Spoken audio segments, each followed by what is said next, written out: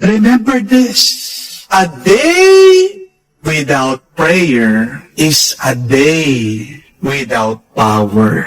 And a life without prayer is a life without power. Kung nagdadasal ka lang kapag merong problema, kapatid, may problema ka. Remember that.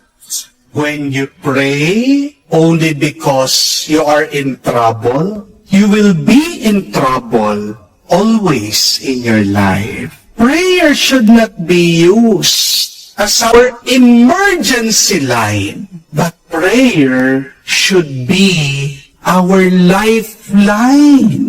Kapag ang tao hindi na nagdadasal, isa lang ibig sabihin, may kayabangan siya. Di po ba? Kapag hindi ka nagdadasal, kapatid, ang sinasabi mo sa Diyos, hindi kita kailangan. Kasi kaya ko na. Lahat ng kailangan ko, nandito na. Pero ang tanong ko po sa inyo, talaga ba, kaya mong mabuhay na mag-isa na wala ang Diyos? Hey, be honest. Tigilan mo ang pagkukunwari, ang pagsisinungaling mo sa iyong sarili. Kailangan mo ang Diyos araw-araw. Bakit hindi ka magdasal sa Kanya? This is why we should treat prayer as our charger. Kung nga yung mga cellphone nyo, di ba? Kailangan ng baterya para gumana. Ikaw pa kaya? Yung mga iba pa nga naka-Apple sa inyo, di ba? Very conscious. Ayaw na bumababa yung kanilang battery life. Gusto nila palaging perfect yung battery life. Kasi daw, pag naging 50%, lalong-lalo na pag nakita nila na kulay red na yung kanilang battery, hindi na daw magpa-perform ng mabuti yung kanilang mga cellphone. Ganyan din. Pagdating sa atin mga tao, pag walang lakas ang iyong espiritu, paano mo magagawa yung mga kailangan gawin mo sa iyong buhay? Habang tayo ay nagdadasal, diyan tayo nakaugnay sa Diyos. At habang tayo nakaugnay sa Diyos, diyan niya tayo palalakasin. Kaya naman, magagawa mo, hindi lang yung mga obligasyon mo, pero pati ang mga imposibleng bagay ay mapangyayari mo. Pray always so that you can be a more loving person.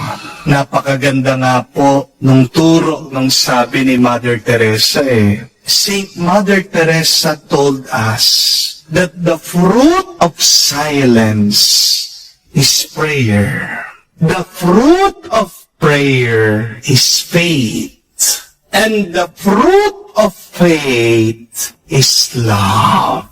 Kapag nagdadasal ka, tahimik, totoo, taimtim, kiging mas mabuti at mapagmahal ang iyong pagkatao.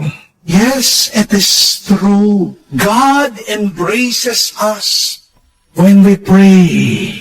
But it is also true, understand this, prayer gives us the ability to embrace others, even if we are far from them. Pag nagdarasal ka, nagbibigay ka din ng lakas sa iba. Pag nananalangin ka, kahit na magkalayo kayo, nayayak mo din sila. At hindi po ba, wala nang ibang pinakamasarap na lugar sa buong mundo kung hindi yung nandun ka na nasa loob ng panalangin ng isang tao. The most wonderful place to be in the whole world is to be in someone else's prayer. Kaya nga, kung nagkukulang ka na sa pagmamahal, magdasal ka. Huwag kang titigil na magdasal. Hanggat hindi magbago ang iyong pagkatao kamukha ng Diyos na tunay na nagmamahal. Kaya nga po, tingnan niyo ang mga santo. Paano naging banal ang mga santo? Kasi walang tigil hindi sila nagsawa na nalangin at nagdasal. Kapatid, pwede ka rin naman maging santo, pwede ka maging banal, pwede ka maging kamukha ng Diyos. Umpisan mo sa walang sawa, sa iyong tapat na pananalangin habang buhay ka dito sa mundo.